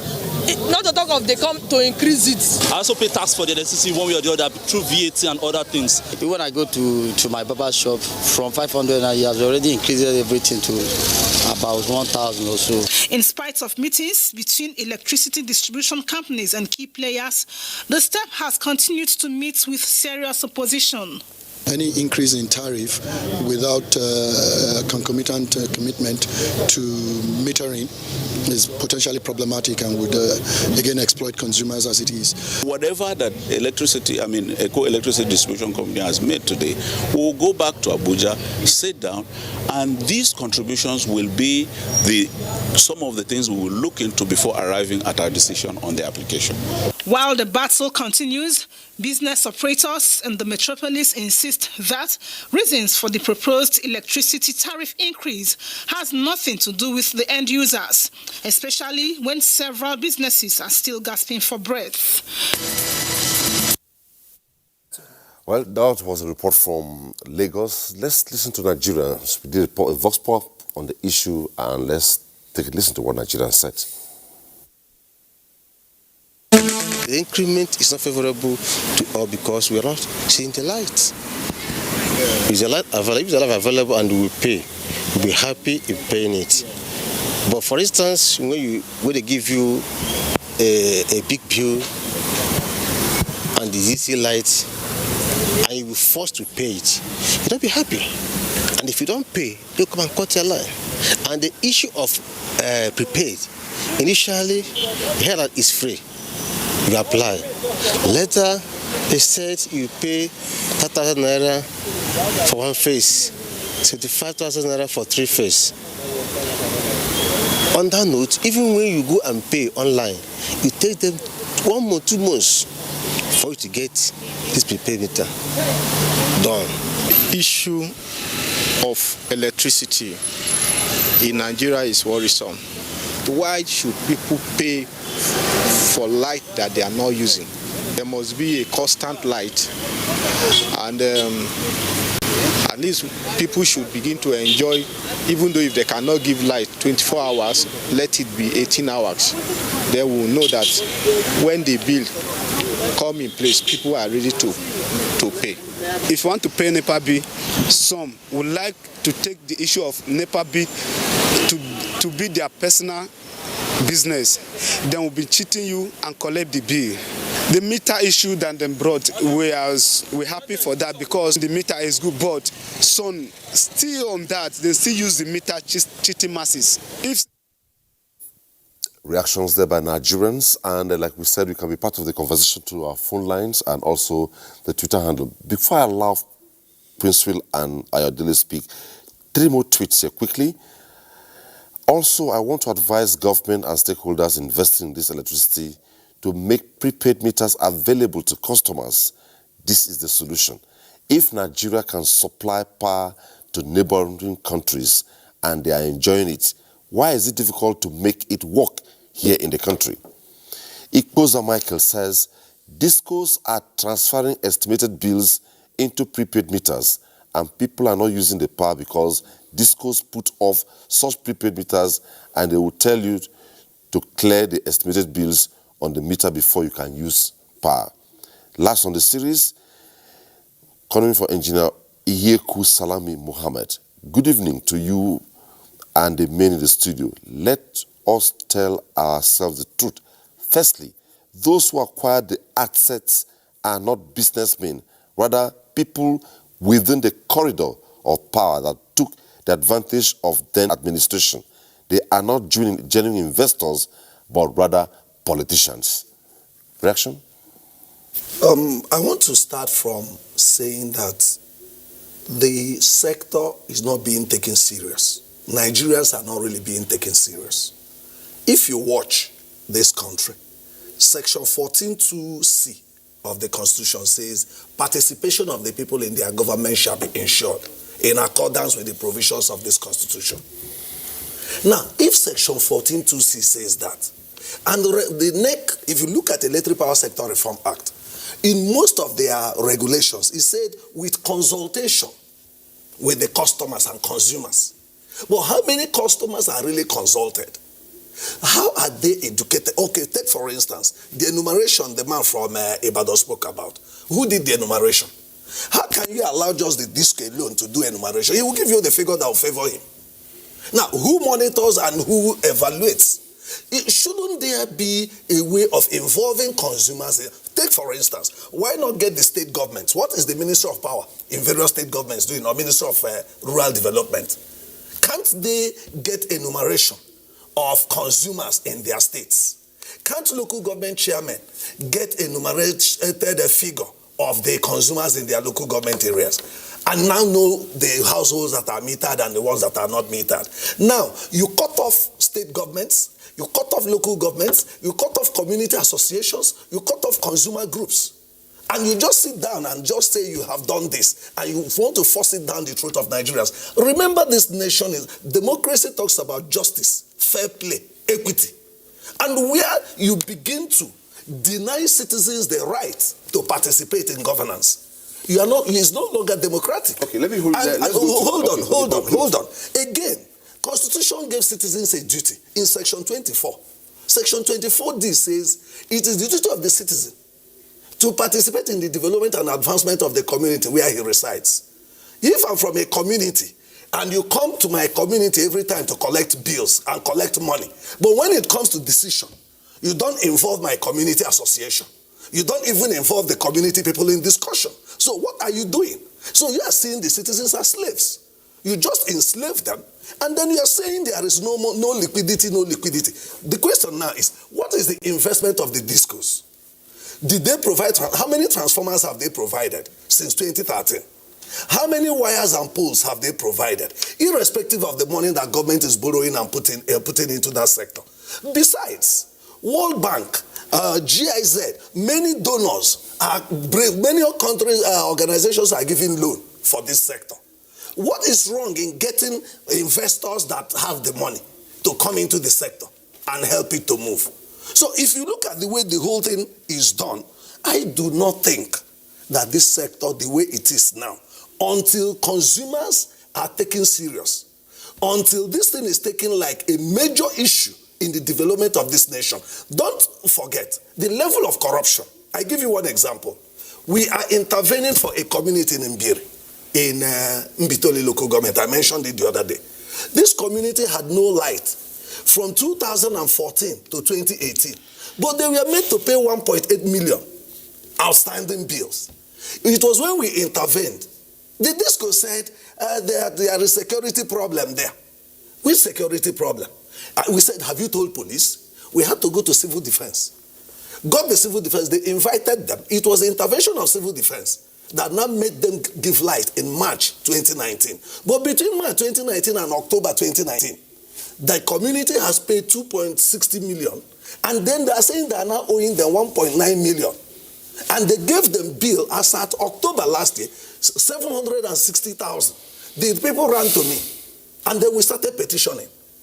And when we started petitioning, it was then they now went to read the transformer. They never read that transformer. Please, let me hold you there. Because of want of time, let's go to Ibadan, get a perspective from Ayodele, then we come and Rabu. We need to have a direct. The purpose here basically is, as much as we are sustaining this conversation, we need solutions to the power sector problem in Nigeria. And we have stakeholders like experts, some of what is here, and also you say you're here, and Ayodele. So quickly to Ayodele, you have heard the reactions on tweets and even from the panel here, phone calls.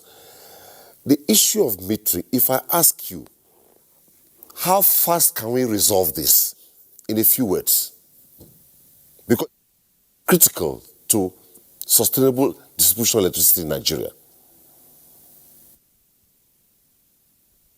Much.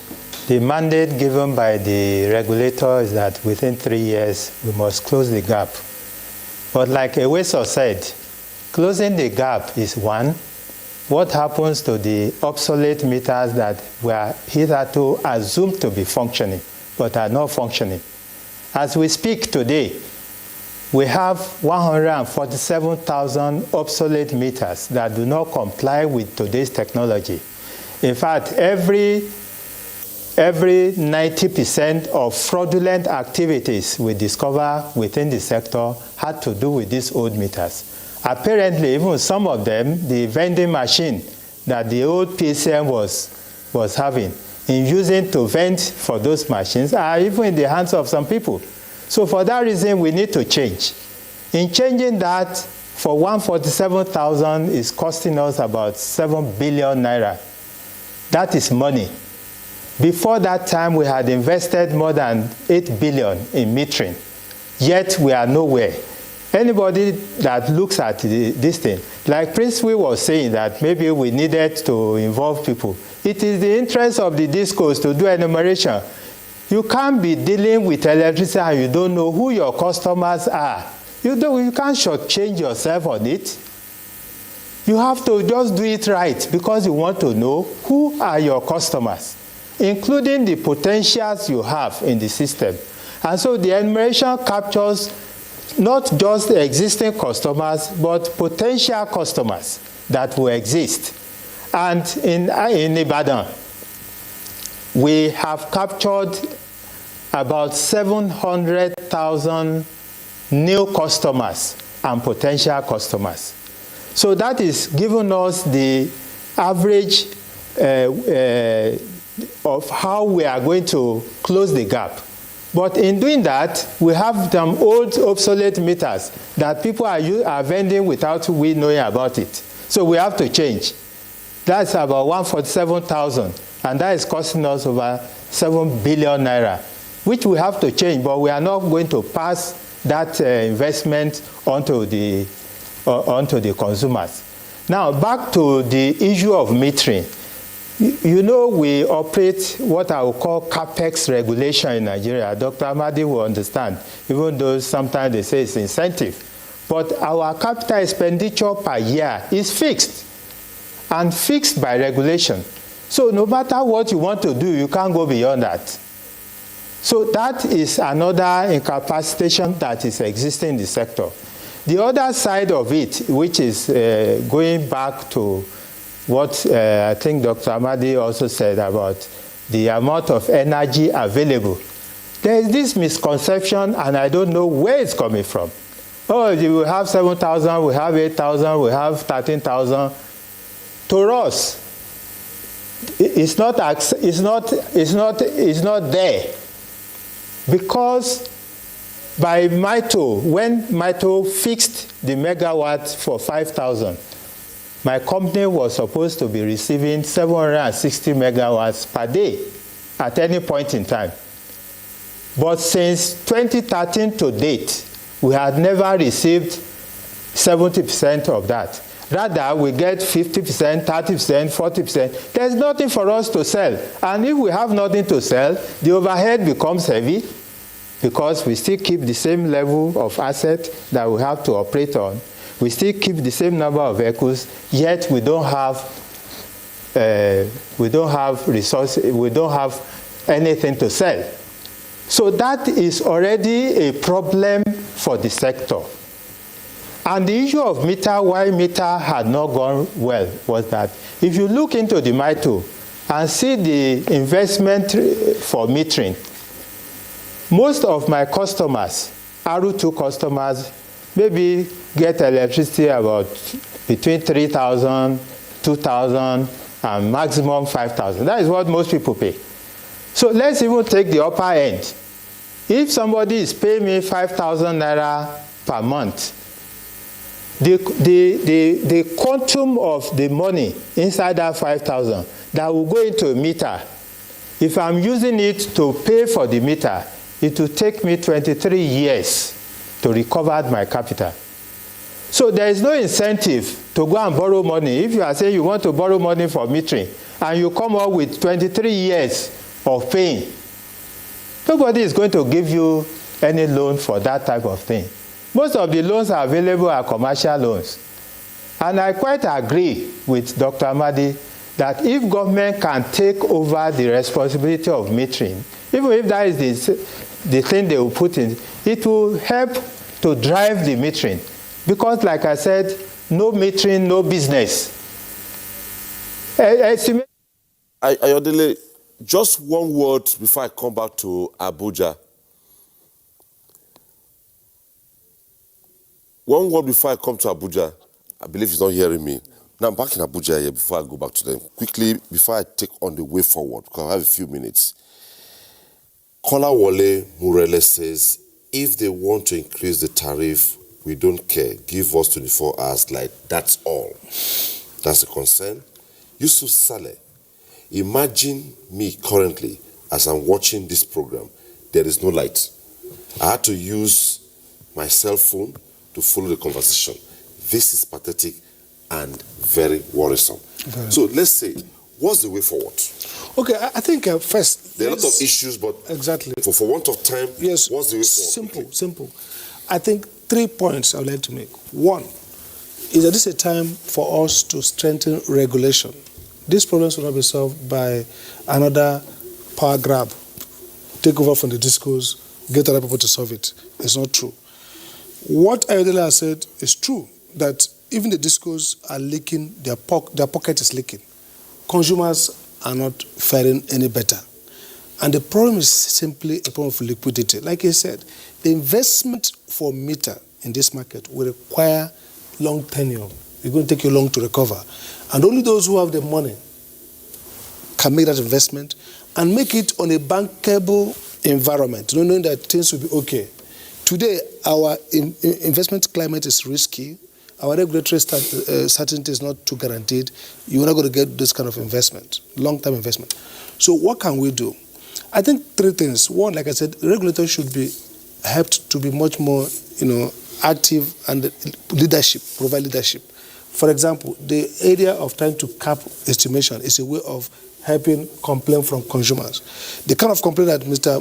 Okori has mentioned in terms of governance, consultation, those are things the DISCO should take seriously. When we are there, we tried our best. We did a lot of consultations across the states. They should do, I totally agree with you. In the US, the experience shows that wherever there's more consultation, what we call the consumer democracy, when operators are faced with democratic engagement by consumers, they become more efficient. The prices are lower than when only the operator is talking to the regulator. And that's why the design of the regulatory process is more like quasi-adjudicatory. The interveners are there, which are the consumers. But the government needs to increase the capacity of consumers to be strong interveners, so the regulator will be fair to them. The second proposal I'm saying is that maybe this is a time for us to now deregulate, liberalize regulation. What I mean, NEC may now be allowed to do transmission grid regulation. Let states set up public, like the US, public service commission, whose job will be to regulate the DISCOs. Why is this important? For example, he's talking about replacement of meters. The DISCOs should be making investment in the network day by day. But those investments can now be put back to the tariff.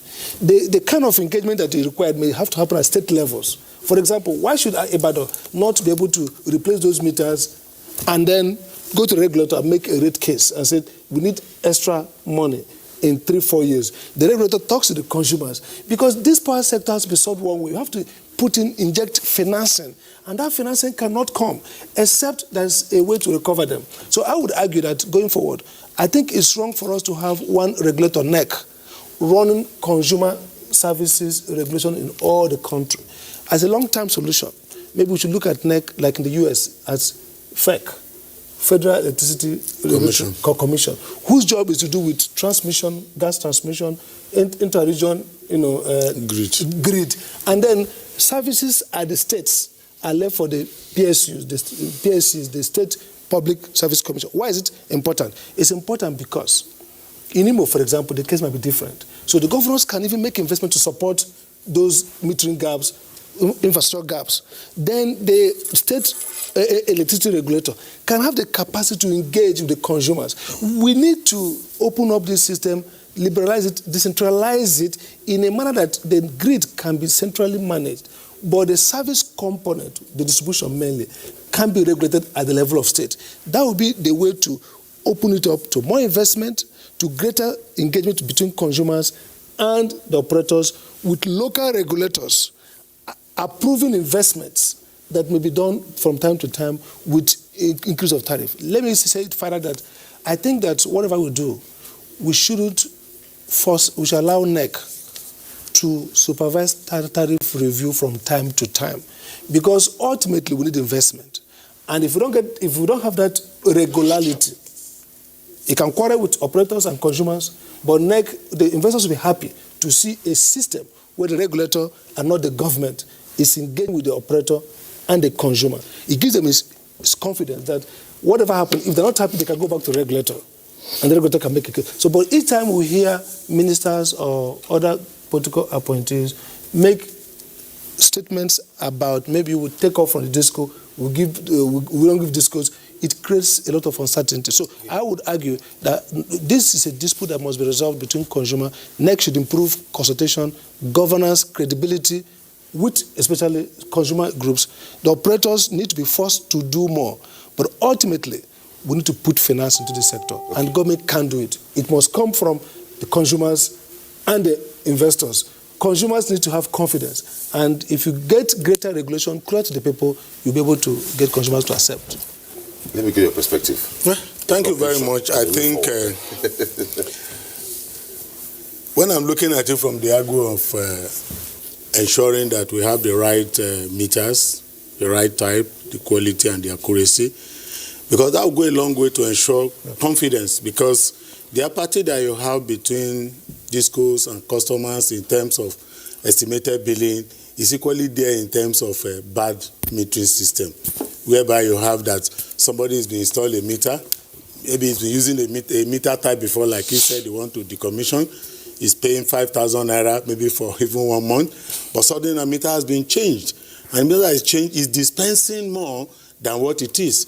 At the same time, too, just like he said, a lot of advocacy. Some people don't even know. You are having power supply for 3 hours before. You are paying 2,000.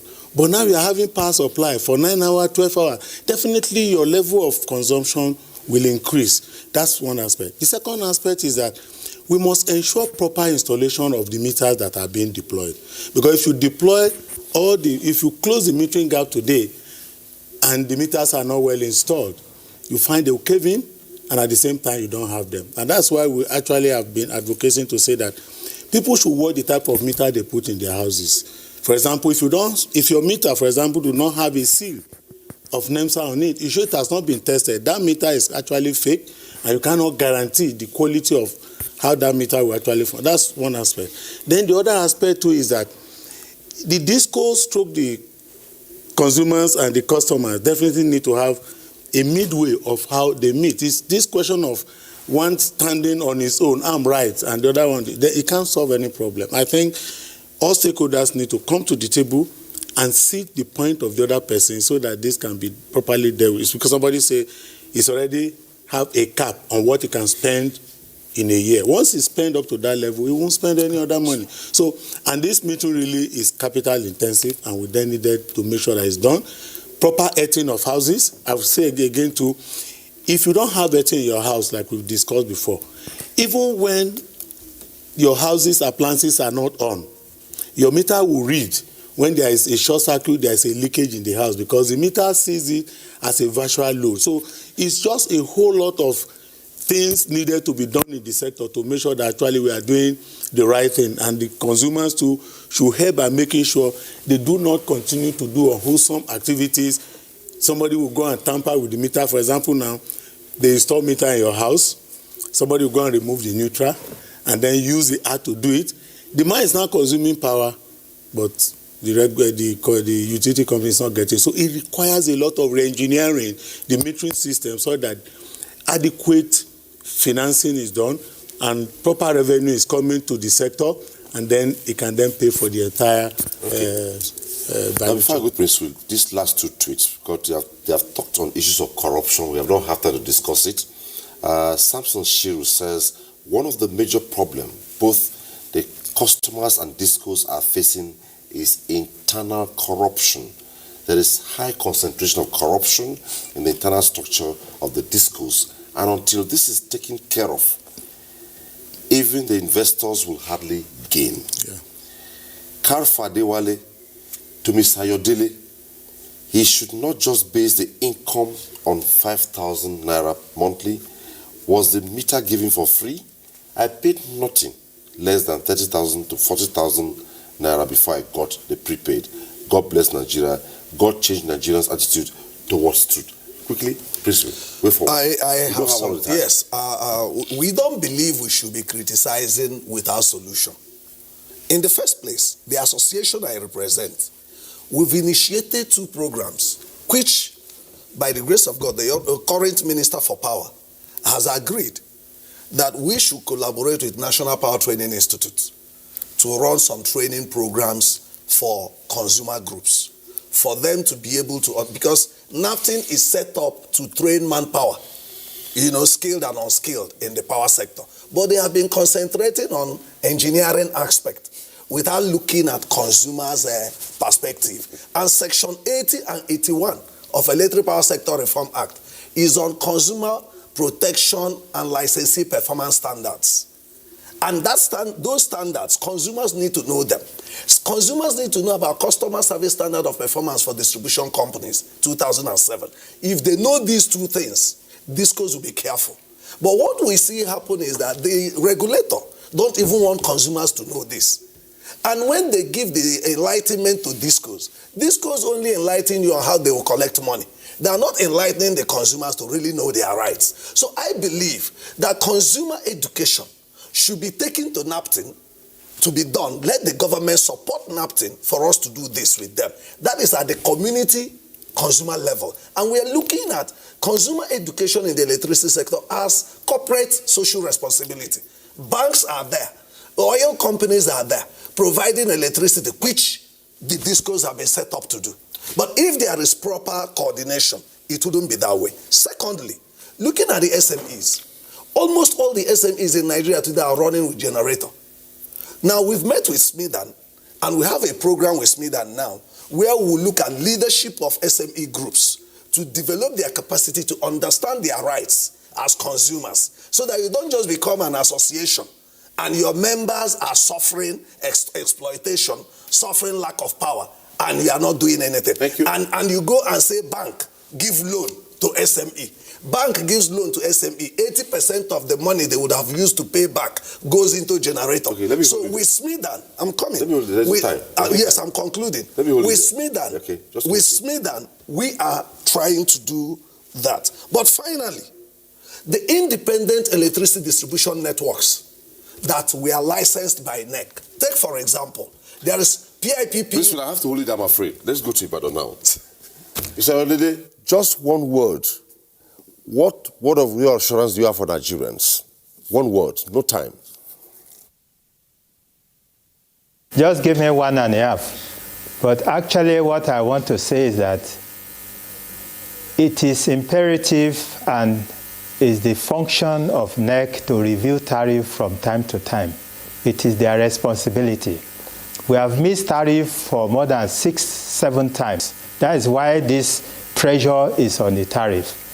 But what I ask Nigerians to do, if there will be tariff review, what will the operators, GENCOs, transmission company, DISCOs, what will they give Nigerians in return? That is what we should be asking for.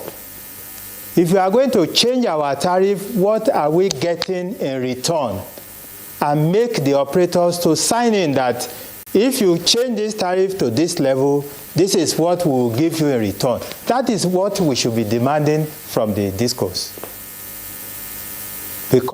Ayodele, Chief Operating Officer, Ibadan Electricity Distribution Company.